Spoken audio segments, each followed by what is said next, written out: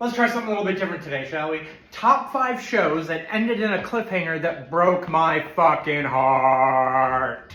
Number 5, Forever, from 2014, starring Mr. Fantastic from the 2000s Fantastic Four movies, which were also not very good. However, this show was awesome. It got 1 season. He was immortal. He solved mysteries. It was in that post-Sherlock era where everything was trying to be Sherlock, but with a gimmick. This one was he was immortal. He found another guy who was immortal. They battled. They did things. The cliffhanger was that he had finally decided to tell his love interest that he had lived since the 1800s. And he's like, I have a story to tell you. And you've been through this season of drama. Also, Judd Hirsch was in it, and I like Judd Hirsch a lot. And they cut to the credits, and you never find out what happened, and you never see anything ever again.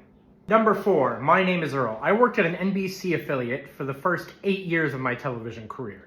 So I watched so many NBC sitcoms. I don't know what was popular and what wasn't, but I'm pretty sure My Name is Earl was pretty popular for the first 2 years. The 3rd year tanked it. The 4th year, personally, I thought was a nice rebound creatively. However, the ratings did not rebound enough for the network, and they canceled it. The creators, however, thought they were getting a 5th season, and they ended it on a cliffhanger where it turned out that Crabman was not the father of the kid he thought he was, and also Earl hadn't finished his list, which we all wanted to see. And we didn't, and we'll never know who the kid's father was. Fuck. The top 3 pain me physically when I think about them. When I say that, I mean there's an emotional resonance that is so deep that I twinge, that I'm like... Number 3, the original Quantum Leap. And you could say, but they brought the show back. They're continuing it on. No, but yes, but no. Here's the deal. They brought it back, and they're trying to continue all the threads they can, but they don't have Scott Bakula.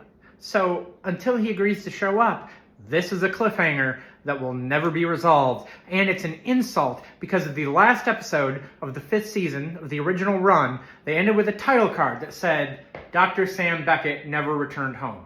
They tacked it on because they knew they were canceled, and they type out his fucking name. Beckett has 2 T's.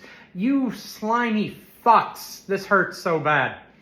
Number 2, of all the many shows that Netflix has canceled over the last few years, the one that hurts me the most is Santa Clarita Diet.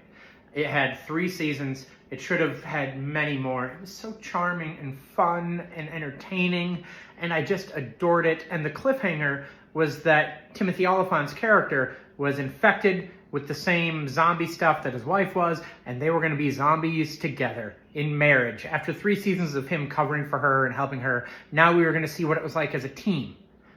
Except we never got to see what it was like. And they're so fucking charming. And when he smiles at the end of that episode, and you're just like, oh, this is going to be so good. Probably would have been. Probably would have been.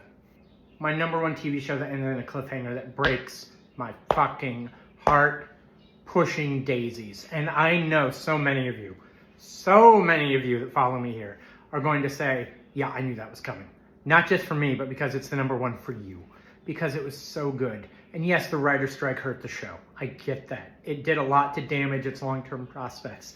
But that show is so creative and so amazing that it was never going to last on network TV.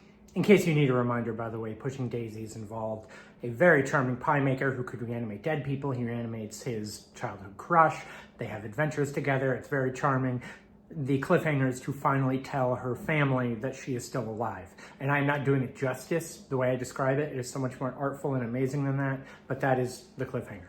Those are my 5 cliffhangers that broke my fucking heart. If you like these takes, and you like me, and if you don't, just don't say anything. You can not comment if you don't like me. I know you're out there. However, if you like these takes and you like me, check out the Way to These Guys Friends podcast. I co-host it. We put out new episodes every week. We talk about all sorts of random pop culture topics and movies and TV and music. And you might dig it. And, I like doing it. And it's more fun doing something when people are, actively engaging with it.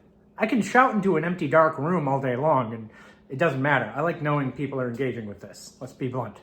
But hey, have a great day.